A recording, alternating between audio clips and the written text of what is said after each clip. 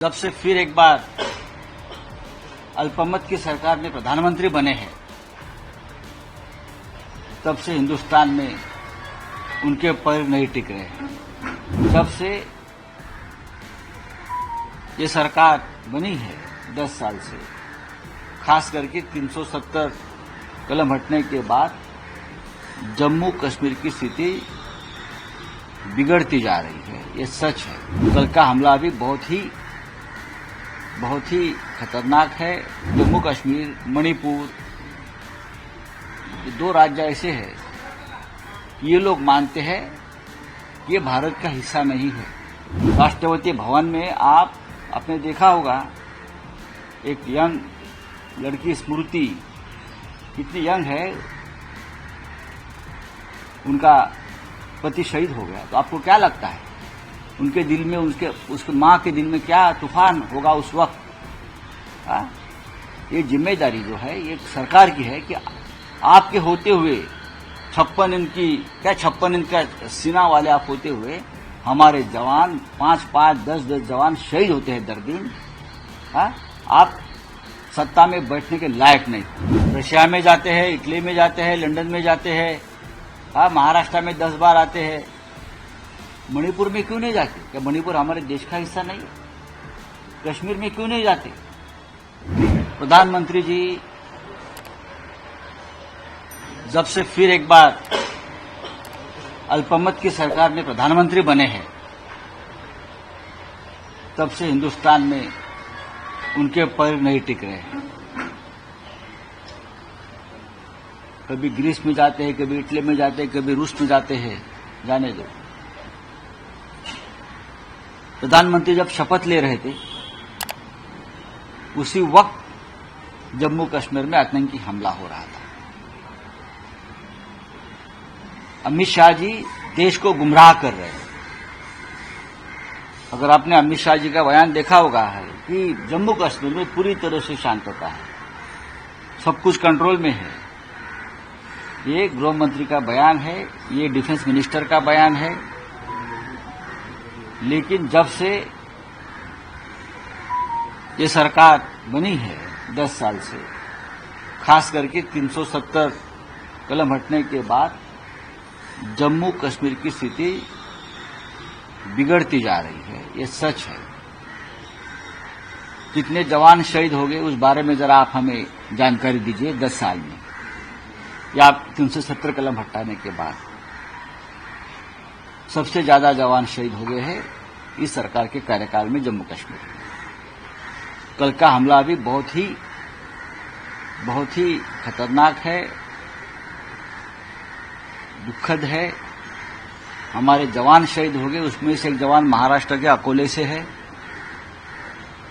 पुलवामा में हमला हुआ, उसके पीछे क्या साजिश थी अब तक बाहर नहीं आई है, और तब से हमले निरंतर जारी है। तो ये जिम्मेदारी किसकी है?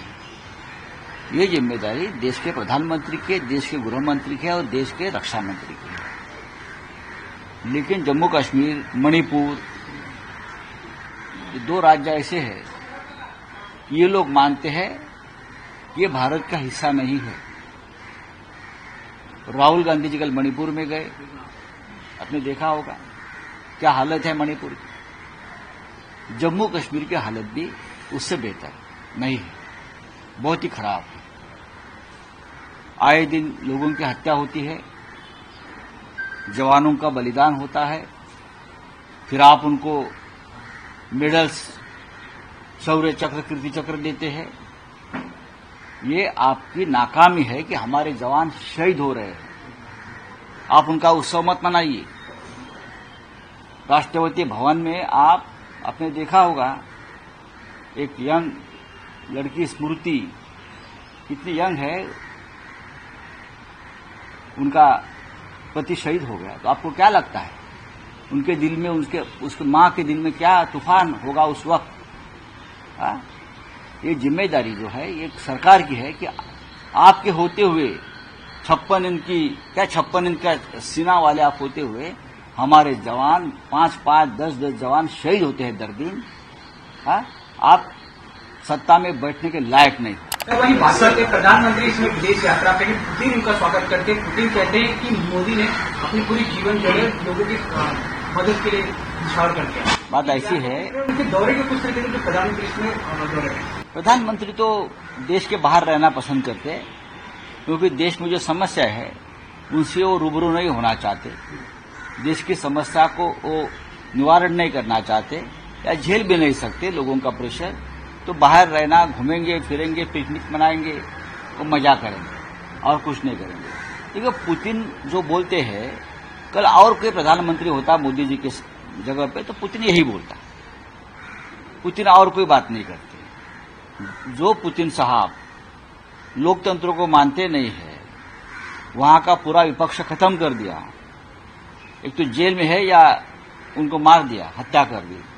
अब वो पुतिन जी मोदी जी की वाहवाह करेंगे तो उसमें क्या बड़ी बात। सर, मुंबई में हिडन मामले में लगभग 24 घंटे भी नहीं बीते और आरोपी के पिता को बेल मिल जाती है, आरोपी अभी फरार है। पूरी घटना को आप किस तरह से देखते हैं? आरोपी एकनाथ शिंदे जो मुख्यमंत्री है, उनका बहुत करीबी आदमी है, ये सबको पता है। एक जमाने में उनका बिजनेस पार्टनर हुआ करता था मेरे हिसाब से, थाने डिस्ट्रिक्ट में उनके लिए काम करता है। तो और क्या हो सकता है? कानून कहाँ है? न कानून जम्मू कश्मीर में है, न कानून मणिपुर में है, न कानून यूपी में है, न कानून महाराष्ट्र में है। तो यही होगा, जब तक ये सरकार चलेगी तब तक इस तरह से हिट एंड रन होता होगा और जो आरोपी है वो 24 घंटे में बाहर आ जाएगा। महाराष्ट्र में भारतीय समाज का उत्सव चालू है। शरद पवार ने राहुल गांधी जी को निमंत्रण दिया। इस निमंत्रण के बाद विपक्ष जो है बीजेपी के देते हैं सवाल मारे और शरद पवार की तुलना मौलाना से करते हैं। इस पूरी घटना को या पूरी बात ये बीजेपी बोलने से क्या होती है? कौन से मौलाना शरद पवार जी है? आप कौन है फिर? हाँ, आप कौन है? क्या आपने क्या ठेका लिया है क्या? आपने ठेका लिया है हिंदुत्व का और ये सब समाज का? राहुल जी को निमंत्रण दिया है और ये लोगों की इच्छा है, लोगों की भावना है कि राहुल जी आए। से राहुल गांधी मणिपुर जाते हैं, वहां पर मुलाकात करके जो पीड़ित है, उसके बाद राहुल गांधी कहते हैं कि प्रधानमंत्री एक दो दिन में आके मणिपुर में जो हिंसा के लोगों से मिले मुलाकात के।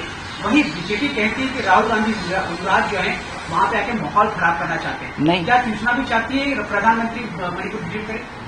क्यों न जाए प्रधानमंत्री मणिपुर में? मणिपुर का इश्यू तो पूरे लोकसभा चुनाव के प्रचार में हुआ था। रशिया में जाते हैं, इटली में जाते हैं, लंदन में जाते हैं, हाँ, महाराष्ट्र में 10 बार आते हैं। मणिपुर में क्यों नहीं जाते? क्या मणिपुर हमारे देश का हिस्सा नहीं है? कश्मीर में क्यों नहीं जाते?